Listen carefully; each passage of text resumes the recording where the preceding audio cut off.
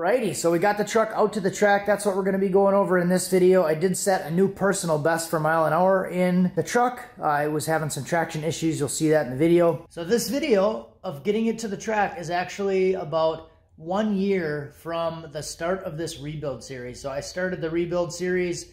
I uploaded the first video in October 16th of last year, and the second video was like the 30th. So it's the 23rd today. So it's about 1 week past 1 year since I started this rebuild. That is from complete teardown to the track. So, and we tore it all down, built the engine, built the transmission, welded everything, did rear suspension with Caltrax, did front suspension, lowered it, added coilovers, brake lines, everything. So 1 year from the teardown to the first track outing. So I'm pretty happy with that. I don't feel like I really kind of busted my butt to try to get it done fast, but was still able to get it done in a year. I took my time on a lot of stuff, proud of a lot of stuff on this one, and just want to say that. It's kind of like a 1 year anniversary deal. All of the outside shots and other footage was not recorded by me, so it was either my wife or Adam who's in the video. So thank you for all of the filming. We did have some issue with wind noise, so some of it I did voiceovers. It was also Adam's first time ever going down the drag strip, so that's exciting for him. He was running like 11.4s, I think, at 127, so he was also having some traction issues, but 127 mile an hour, that's like mid-10s easy, and he's running very low boost and conservative timing. I think he was at like 14 pounds and 13 degrees.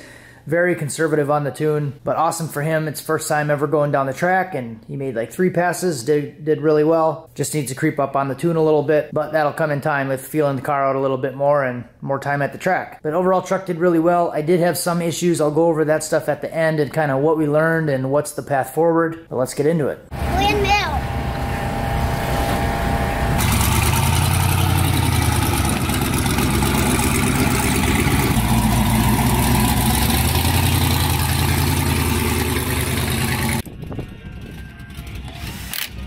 That other one's loose. Alright, so some of this footage was unusable just because of wind noise. So here we are swapping out to the drag radials, and they look really good on the truck. So we realized that they were pretty close to the fenders. So we ended up ripping the fender flare off and kind of working on rolling the fenders. It's a big smile. They tried to use a jack handle. That didn't really work, so I grabbed a crescent wrench and then just bent it up with the crescent wrench, and then we ended up using a hacksaw to cut the mud flaps off because they were dragging on the ground. Alright, so we're at Great Lakes Dragway in Union Grove, Wisconsin, and got the truck unloaded, and I got some drag radials on it. Adam over here let me use his drag radials off his Mustang. This is the car I did the Jake's D3 trans brake for on the channel. So he let me use his drag radials off his car, and we got them to fit, but it went from a 29.5 inch tire to a 28, so I had to cut the mud flaps off. Then we had to take the fender flare off, and we actually rolled the fender. I just used a adjustable crescent wrench. Went inside and tweaked the fender to roll it to make sure it wasn't touching or nothing.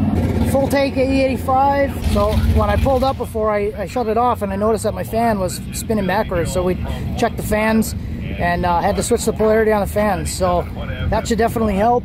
I did put a 160 degree thermostat in it the other day. So we're gonna go up and try to make a pass. I'm probably just gonna run it to the 8th because I don't know what this thing is gonna do yet. And he was having some traction issues on the launch on the Mustang. It was spinning right on the hit, it was spinning, so.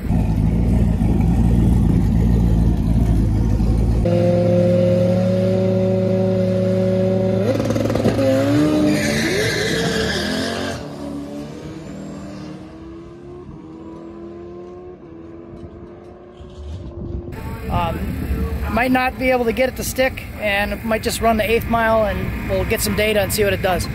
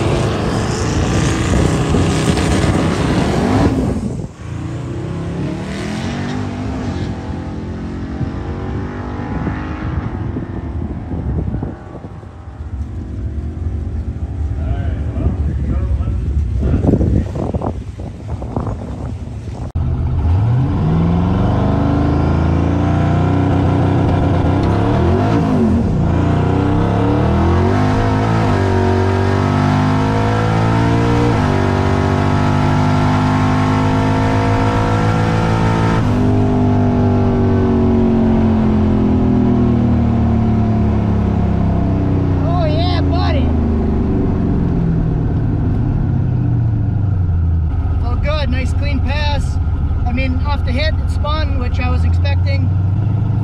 Felt good up top.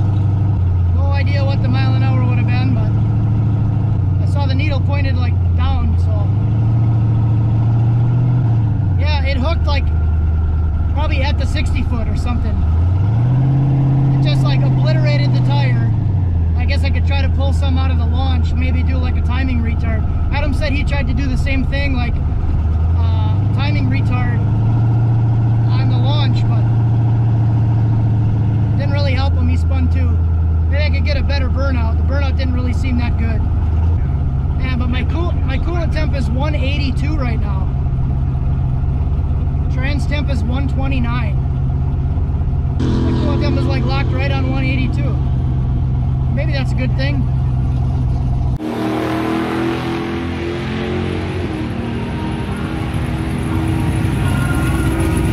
Either that or there's no coolant in it.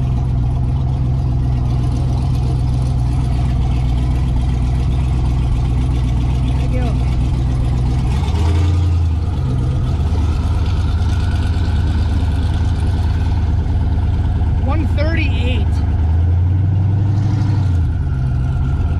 With a 2.460 foot, 11.1 at 138.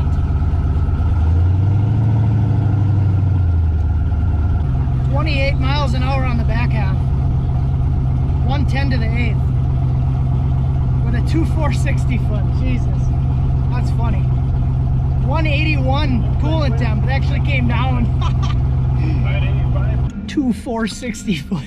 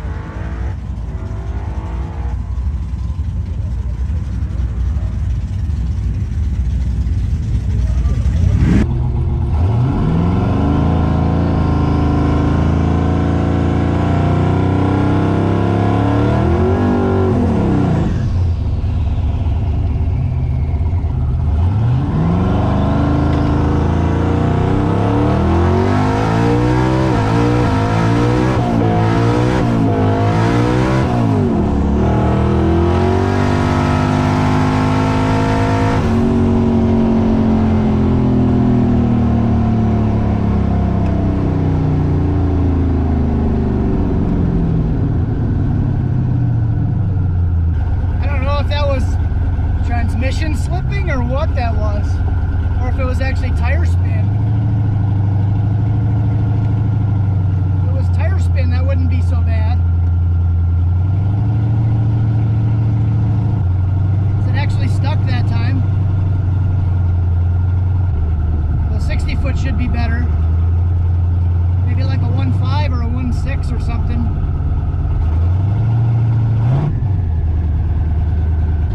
Yeah, 11.7 at 122. It's a lot slower. I had to pedal it a bunch of times. So to look at that and see if it was transmission or if it was actually tire spin.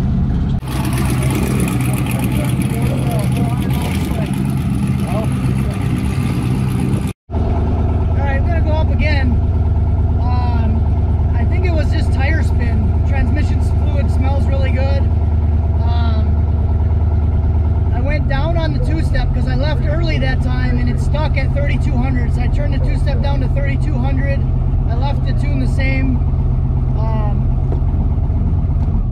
Just to eliminate it being a variable, I looked at the tune and it was actually pulling timing for my launch retard for some reason. As I was pedaling it, it was still pulling timing.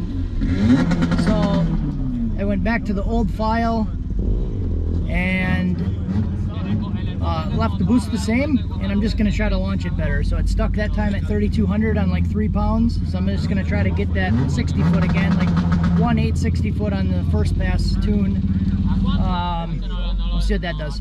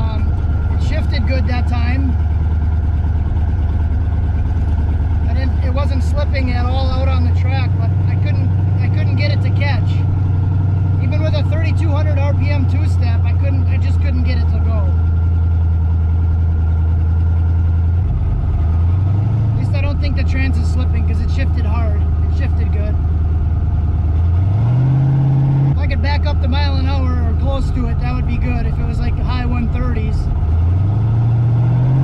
I don't think it was enough to go 10s because I struggled to get it to go. The first pass was a 2.4, 60 foot, but I think I couldn't get it to catch after the 60 foot because I pedaled it like another 1 or 2 times. That was not a very good feeling when my pedal went soft trying to slow down.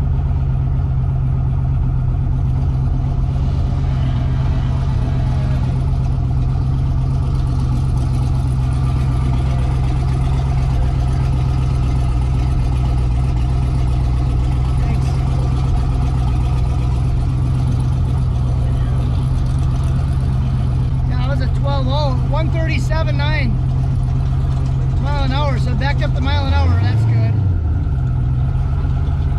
But I'm done because I lost my brakes.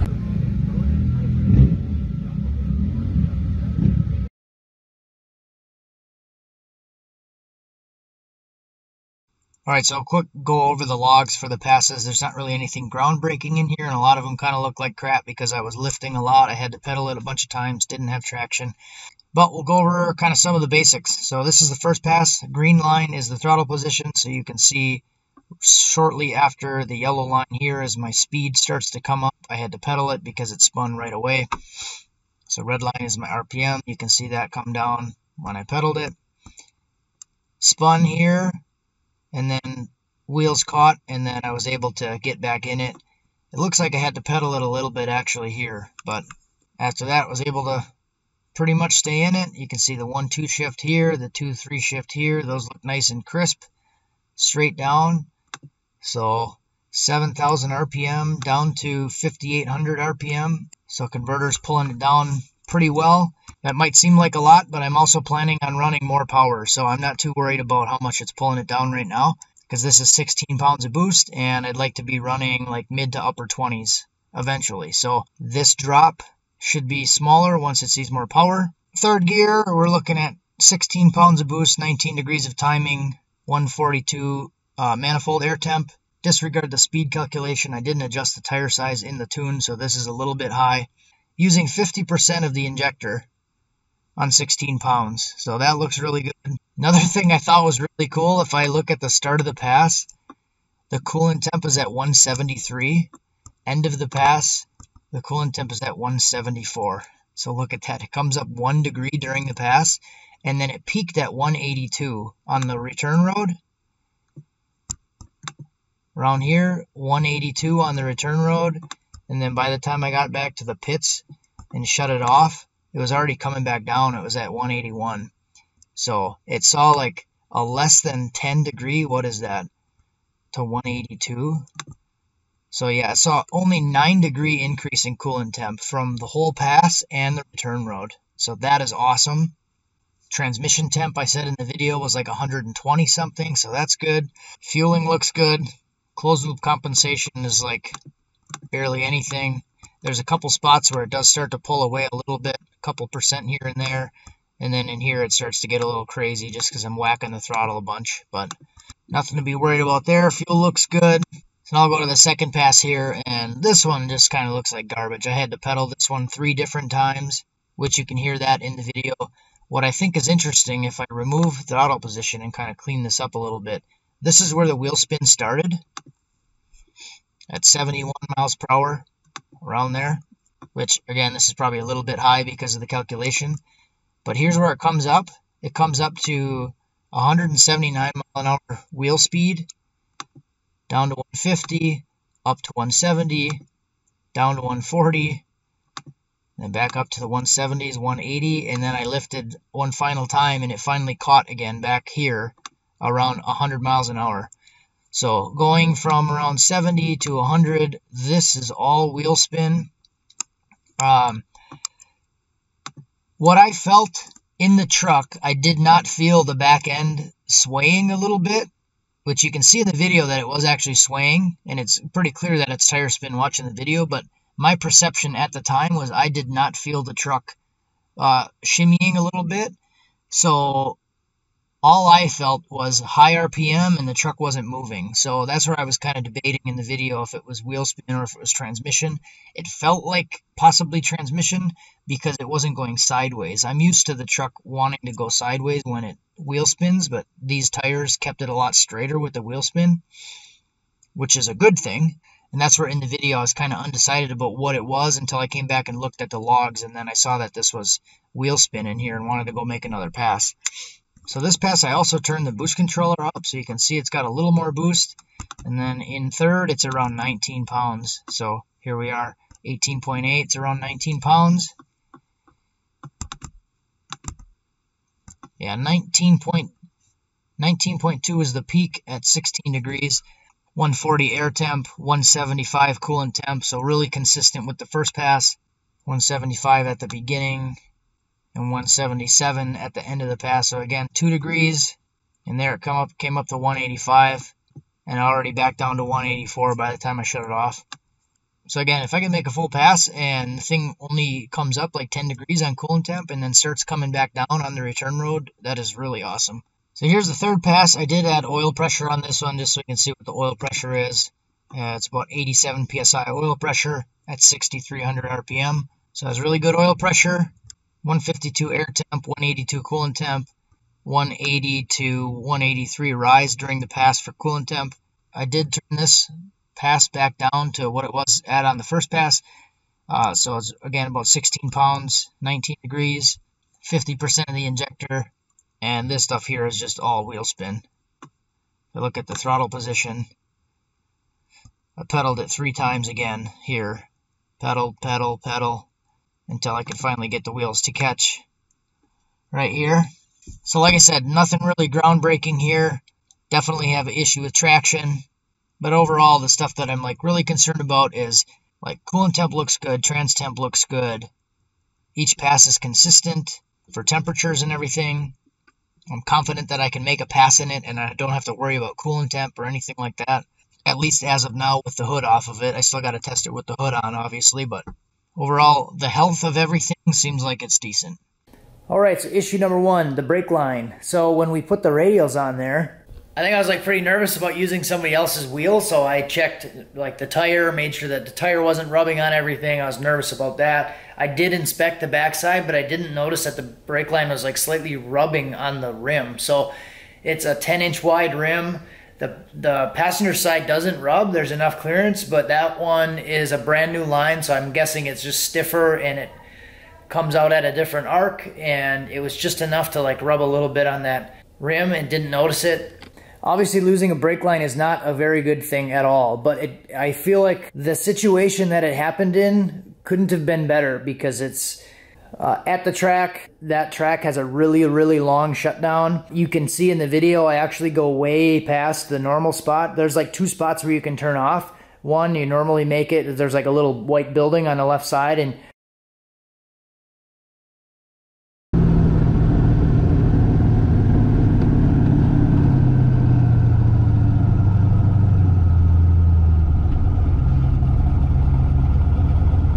turn around there. You can see in the video I go way past that white building. Looking at the logs, it looked like I was down to about 50 to 60 miles per hour when I actually felt the brake go to the floor, and you can see it kind of flatten out where I'm slowing down nicely and then it flattens out where the pedal goes to the floor.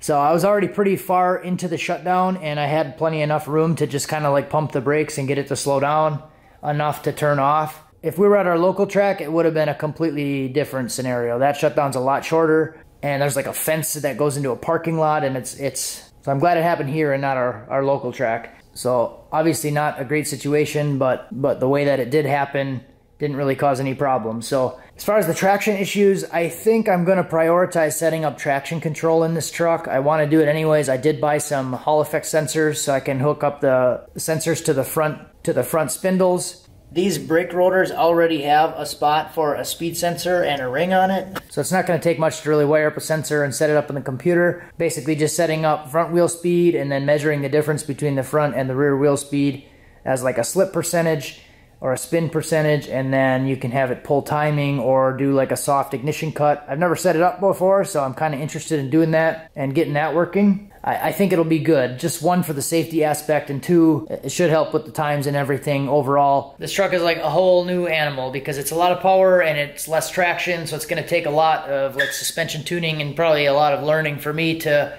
dial everything in. So I don't know anything really about suspension tuning, so that's going to be learning. Never used drag radials before. This will be the highest power combo that I've ever had. So it's just a lot of new things and a lot of things that could easily go wrong. So I want to have the traction control set up and working. Like I said, in the data log portion, the temps and stuff seem decent. I still got to put a hood on and do some driving with it. The goal with this thing is to be able to kind of jump in and drive it anywhere. So I'm really focused on temperatures and keeping everything cool. I did hook up an AN overflow line the other day. I just checked the overflow. I have the AN line actually running to a catch can that's inside the cab. It's inside the glove box right now. I do plan to set up like coolant pressure safeties and all that stuff, so I just kind of want to move everything to the back and try to keep it safe in case it pops a head gasket or whatever. That's why I did the AN lines for the radiator. So again, I want to make it fast, but I want to make it safe also. And I don't want to have to be like worried about it all the time. So I will say at the track, I wasn't worried about the engine at all. And that's exactly what I wanted with this thing, with the Summit Pro LS rods and pistons.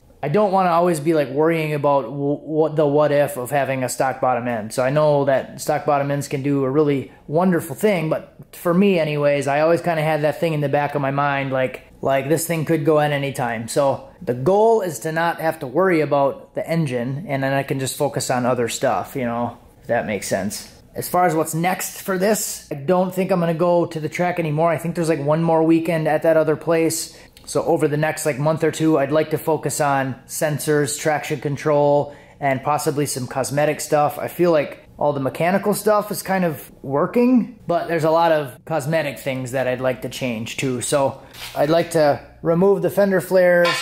A lot of the doors and everything are all beat up. Because I used to have Lambo doors on here, and I cut, like they were weld-on Lambo doors, and they were welded to the door, and the hinges are cut off, so the inside of the doors are all messed up. The door hinges are actually welded back on. The inside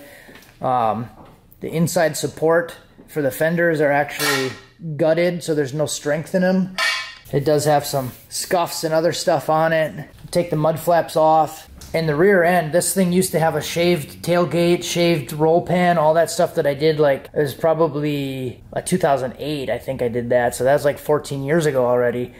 But you can see it's kind of rusting through, and the bodywork is obviously junk. So I'm going to do different roll pan, new tailgate. I have a tonneau cover for it. And then again, with the safety portion of it, I'm probably going to put some kind of a roll bar in there. I don't think I want to do a full cage because I don't want the bars coming out the back, and I know you can do like the funny car hoop and not have the bars out the back, but I don't want to fill the whole thing with monkey bars inside there.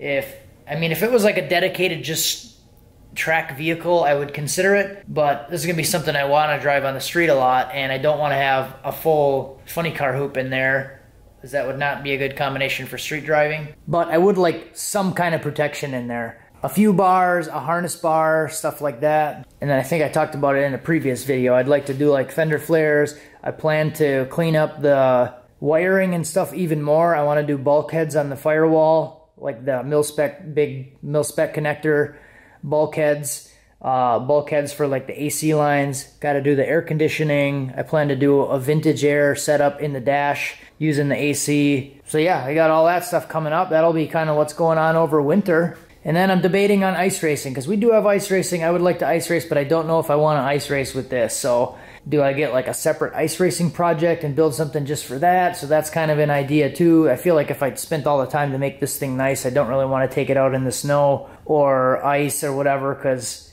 it does kick up a lot of stuff. And I don't really know if I want to do that. So let me know what you guys think. If you made it this far in the video, thanks, but I feel sorry for you for dealing with me this long. Thanks for watching. Have a good one.